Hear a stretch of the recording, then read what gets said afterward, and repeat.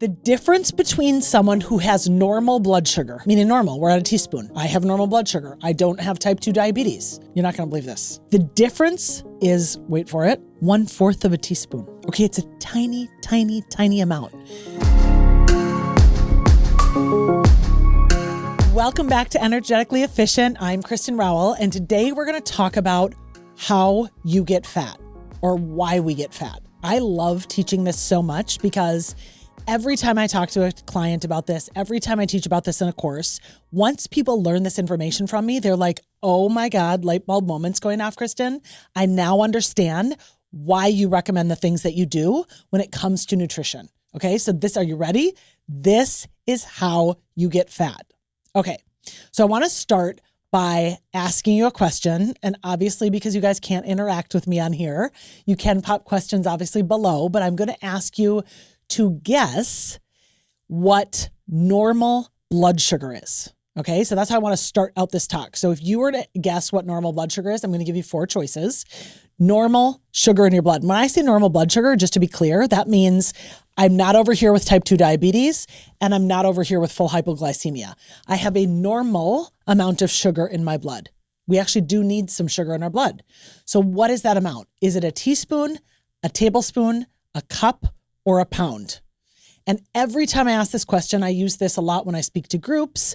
I've talked about this before. I get answers in every single category, but the answer, drum roll, the answer is a teaspoon, okay? So if you have normal blood sugar, you have a teaspoon of sugar in your blood. That's about 5 grams. It's about 5 grams, okay?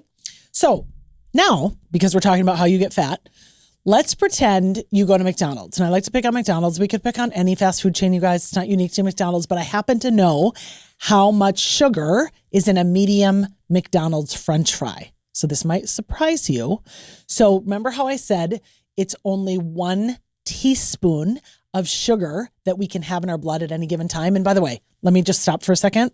I don't mean it's 1 teaspoon of sugar that we can have in our blood. It's 1 teaspoon of sugar that we must have. Okay. We are always being very tightly regulated at 1 teaspoon.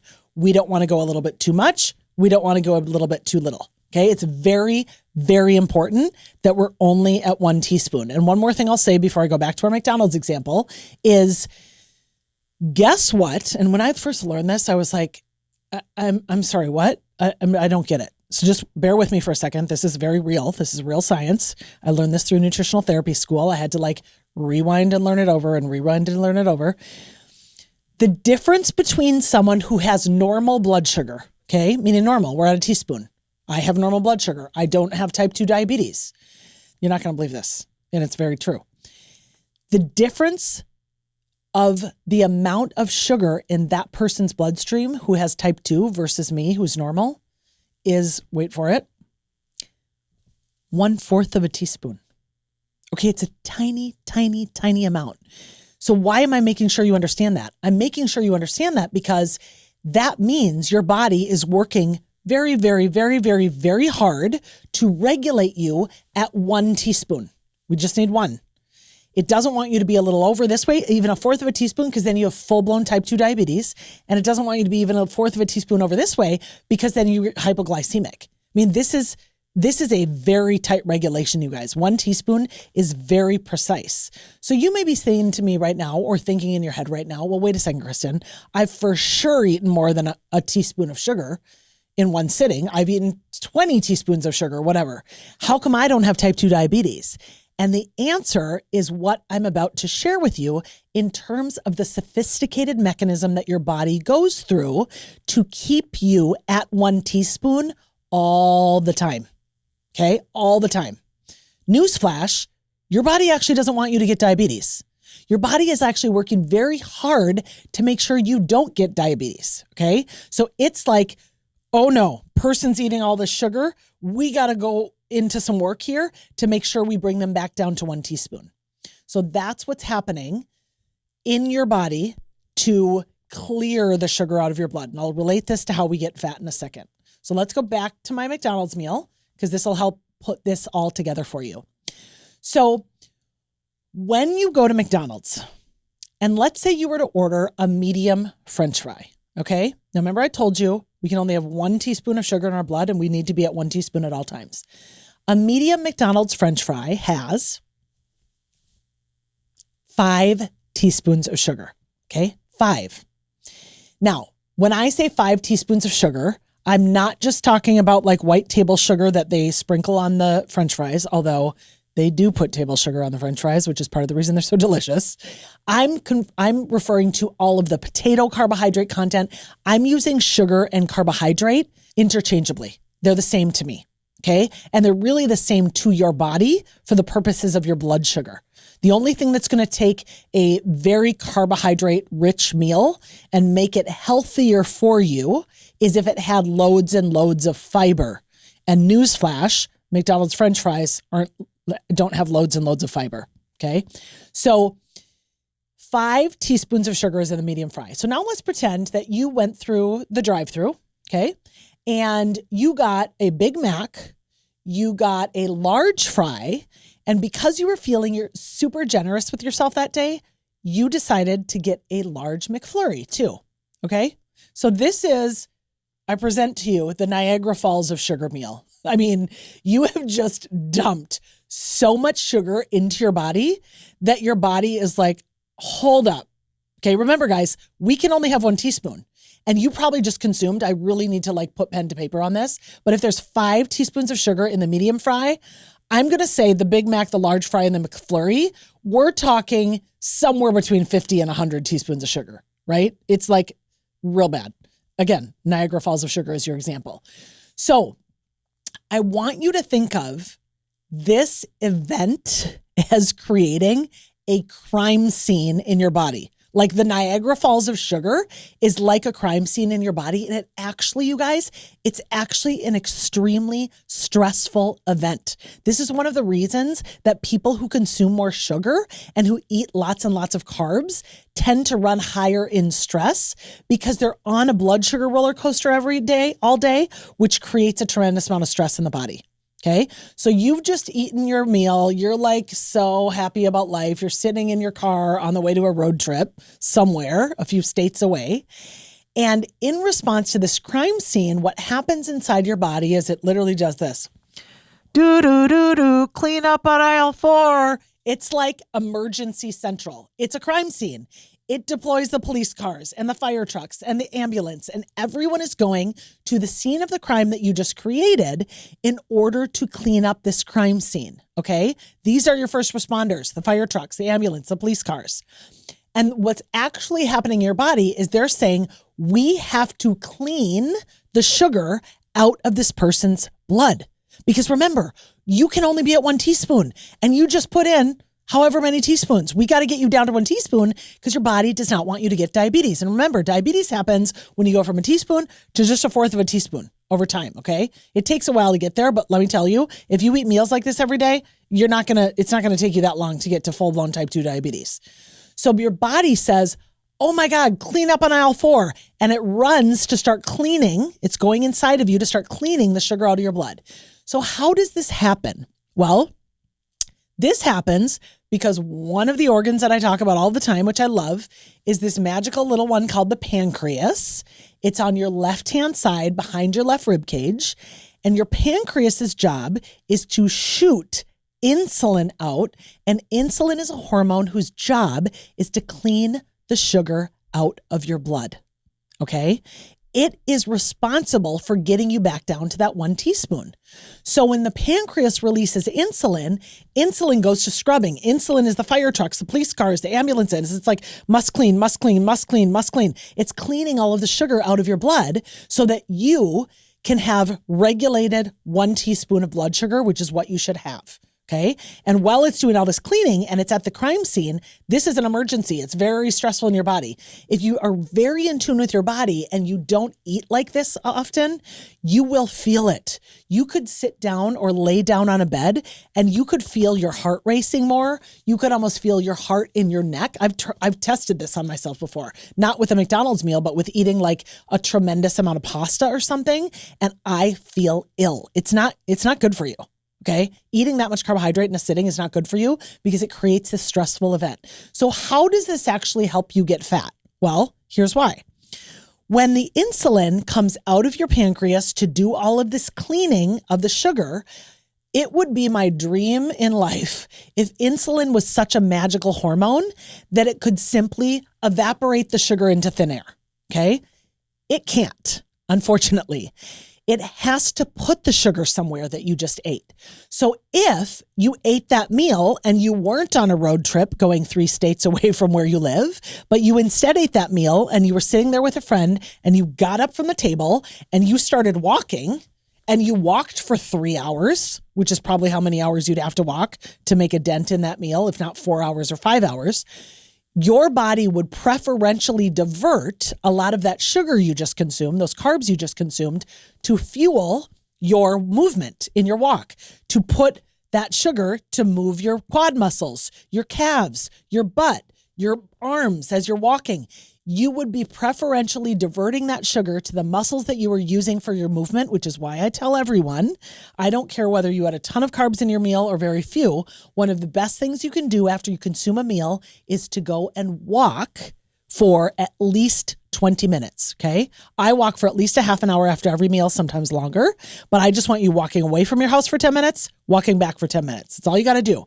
And if you need more motivation for walking, be like me and get a ton of golden retrievers or get a bunch of dogs. They have to go outside and go on walks. So you have to walk with them. So you're going to be more active. I actually, every time I'm in a client call or a new client call with someone who's thinking about hiring me, I ask them and I say, tell me about your movement. And they're like, oh my God, Kristin, this is one of the reasons I called you because I need the accountability. I'm not that I don't move that much. And I'm like, do you have a dog? Because if you get a dog, you will move a lot more. There's actually science behind this, you guys. We've studied this. People who have pets that they have to walk are healthier. They live longer. It's better for your gut microbiome. Like the benefits go on. But one of the primary benefits is you will be a more active person if you get a dog. So that's my plug for a dog. And I highly recommend golden retrievers. I think they're amazing. Okay, going back to how you get fat. Now, when the insulin gets out of your bloodstream when the insulin gets the blood sugar, or the sugar rather, out of your bloodstream, because again, it's trying to keep you back down to 1 teaspoon, and you're not on a walk, you're on this drive to wherever on the road trip you're going on, and you're like shoving down all the French fries in your mouth and so excited about your life right now, you're meanwhile getting fat because what's happening is your pancreas sending the insulin is cleaning. It's like, oh God, she's just sitting here. He's just sitting here. Now what do? What do we do with all the sugar as we're cleaning it up? We have to put it somewhere. So the insulin that's talking to each other all of a sudden says, oh, I found somewhere, guys. I know. Boom. Your liver. Your liver's on your right side behind that rib cage. That is the first place that carbs get stored when you've eaten them in excess. And newsflash, your liver can only store approximately 400 calories of carbohydrate. That isn't that much, okay? 400 calories isn't a lot. And by the way, that meal has way more than 400 calories of carbs. And it's not like your liver has 0 carbs in it right now. And by the way, the storage form of carbohydrates in your liver is called glycogen. They don't actually get stored as carbs in your liver. The sugar, the glycolysis production or the glycolysis synthesis that happens stores the sugar as glycogen. So it's a glycerol molecule, that's the sugar, that gets converted to the storage form, which is called glycogen, or the glucose rather gets converted to the storage form, which is called glycogen. Okay, that gets stored in your liver, but your liver can only hold, like I said, 400 calories. So if you had pasta for dinner yesterday, if you had a bagel for breakfast yesterday, if you had oatmeal the day before, if you had mashed potatoes with your dinner, newsflash, especially if you weren't active, your liver's probably already full or close to it, you guys, of carbs. So you may have, let's say, 100 calorie storage room left. So now it's like the insulin is saying, oh no, the liver's full. And depending on, like I said, what you've eaten over the last several days and how active or inactive you've been, that's either going to happen real quick or it's going to happen after, let's call it a half an hour or whatever, because your liver's already full. So then the insulin's like, oh no, guys, oh no, the liver's full. Now what do we do? And it says, oh, I found somewhere else. Okay. And the next place that the sugar gets stored after your liver is full is in your skeletal muscle. If I had a sleeveless shirt on right now, I would show you guys that my storage tank for carbohydrates is much larger than other people because I'm fairly muscular.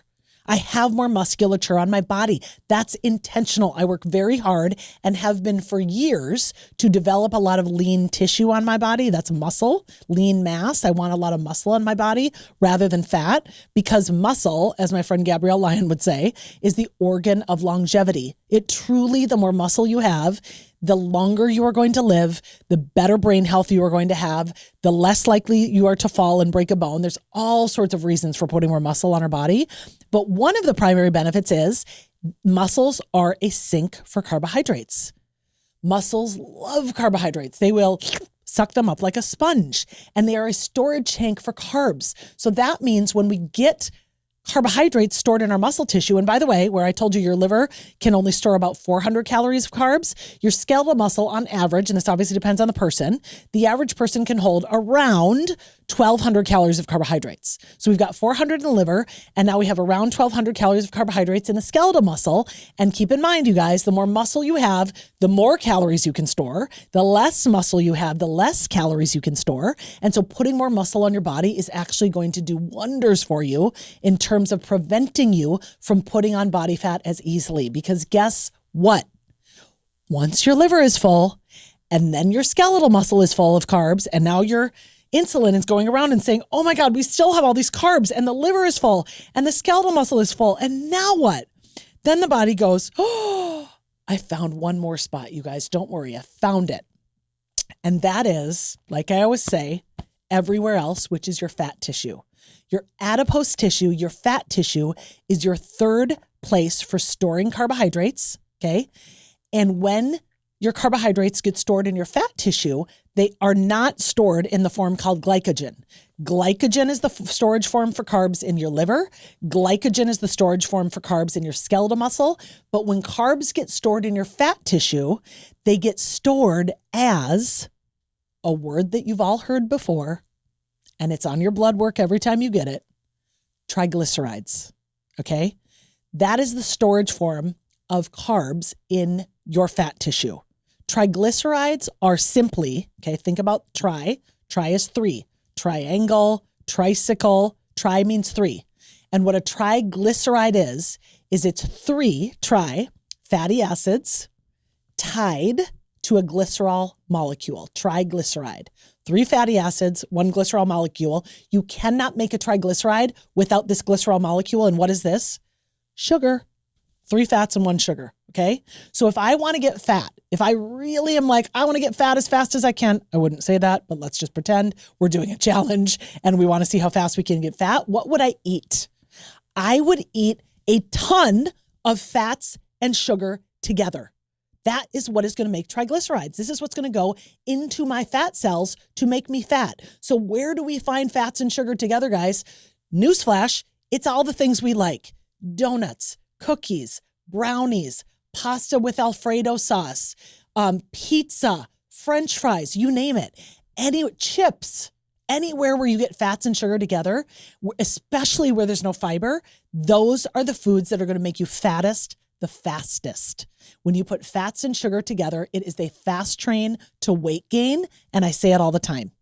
So it's going to get stored in your adipose tissue, and unlike your liver, which doesn't grow bigger, and unlike your skeletal muscle, which doesn't grow bigger unless you lift weights, unless you actively do things to make your muscle grow bigger, your adipose tissue can just keep growing and growing and growing and growing. The cells themselves aren't growing. You're just putting on more tissue. You're putting on more fat, and you can continue to grow. You've seen these people that have massive amounts of mass on their body, of fat mass, because they've continued to become a storage tank for carbs. So when I work with clients one-on-one, when they hired me, I don't care if they have 10 pounds to lose or 100 or 300 pounds to lose. I've worked with clients of all varying degrees. Clients who are carrying more body fat on them, and let's say their body fat percentage is, heaven forbid, over 50%. And I will tell you, I have worked with clients who have over 50% body fat, which is a dangerous level of body fat to have. They have fat stored on their body that we need to get rid of.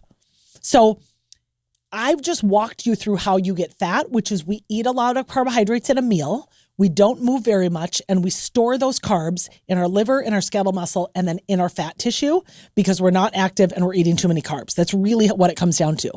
So if you wanted to lose weight, which I'll preview, I will share all about this with you in another video, and I'll walk you through that very simply. But the short version is, you guys, the real answer to this question, how do I lose those body fat, that body fat that I put on, Kristin, is we have to mobilize the pancreas to stop sending insulin out so much, because insulin is your fat storage hormone. Insulin's job is to clean the sugar out of your blood and put it in storage. We need to tell your pancreas to not shoot out insulin. We need to tell it to shoot out insulin's opposing hormone, which is called glucagon. And I'll do that all in a future video. Glucagon is your fat burning hormone, and glucagon can reach into those fat cells and go grab that triglyceride, break it apart, and use this glycerol molecule to bring you back up to 1 teaspoon. That's the short version. Just like when you go over 1 teaspoon of sugar because you ate so much carbohydrate and insulin needs to come out of your pancreas to store all of that sugar, you can just as simply send the signal from your pancreas to release glucagon from your pancreas to go and grab the triglyceride, to break it apart and bring this up to 1 teaspoon so that your blood sugar is regulated. And that's really how you lose weight. And I'll talk about that in much greater detail in a future video. So one of the things I want to highlight quick for you guys, just in terms of thinking about how we get fat, and of course, how we undo that, is movement is critical to this. As I've shared, we store sugar in our liver, we store sugar in our skeletal muscle, and then we store it in our fat tissue. And one of the ways that we can start to get rid of that stored sugar is we can engage in more movement. So one of my absolute favorite tools for engaging in more movement is the Oura Ring. I have been wearing an Oura Ring for more than 5 years. I've had 3 of them over the years. I love the Oura Ring. And the reason that I think it's such a valuable tool is it tracks your steps every day. It tracks your heart rate variability, which is a very important metric. It tracks your heart rate. It also tracks your body temperature when you sleep. For us ladies, it's actually going to create a period tracker for you. And it gives you really good metrics on how much REM sleep you got, how much deep sleep you got. All of those things I just identified, you guys, which you get as really good data with the Oura Ring, are related to how much carbohydrate you are consuming and how we're going to get you healthier so that you can lose that body fat instead of gain it. So we're going to put a link below this video for the Oura Ring. I love it. I recommend it to all clients. I also would say about the Oura Ring, it's the most minimally invasive tracking device. So a lot of people wear an Apple Watch. I hear all the time that the Apple Watch doesn't even last with a charge throughout the night when you sleep. Even if it did, people don't like to wear a watch when they're sleeping, and I agree with that. So I like the Oura Ring because it's minimally invasive. We'll put a link below, but that is a great tracking device to understand your health and to make sure you are moving more. My other favorite biohacking tool, and this relates very much to how we gain weight or lose weight, or rather gain fat or lose fat, is the NutriSense Continuous Glucose Monitor. And I've worn a NutriSense Continuous Glucose Monitor for many years now. They last for 2 weeks. You replace them each 2 weeks. You take them out. But truly, to me, there are no better tools than the Oura Ring and the NutriSense CGM for learning more about your metabolic health. If you put a NutriSense CGM in your arm and you start to see, wow, I'm having huge blood sugar swings where I'm going up, I'm going down, I'm going up, I'm going down. It's really awesome information for you to realize I can start to change the way I eat so that I don't get these blood sugar spikes, so that I don't continue to send that signal to my body, store fat, store fat, store fat. So if you really want to understand more about your blood sugar, I can't recommend the NutriSense CGM enough. Like I said, I've been wearing it for years. Their app is fantastic. I love the way it works. We'll put a link below and you can get that here. I hope this video was helpful. If it was, please feel free to hit subscribe. I didn't share any links or anything with you today in here, and that's okay because I'll have future videos where I do, but stay tuned for more videos coming from my channel. Thank you again for being here.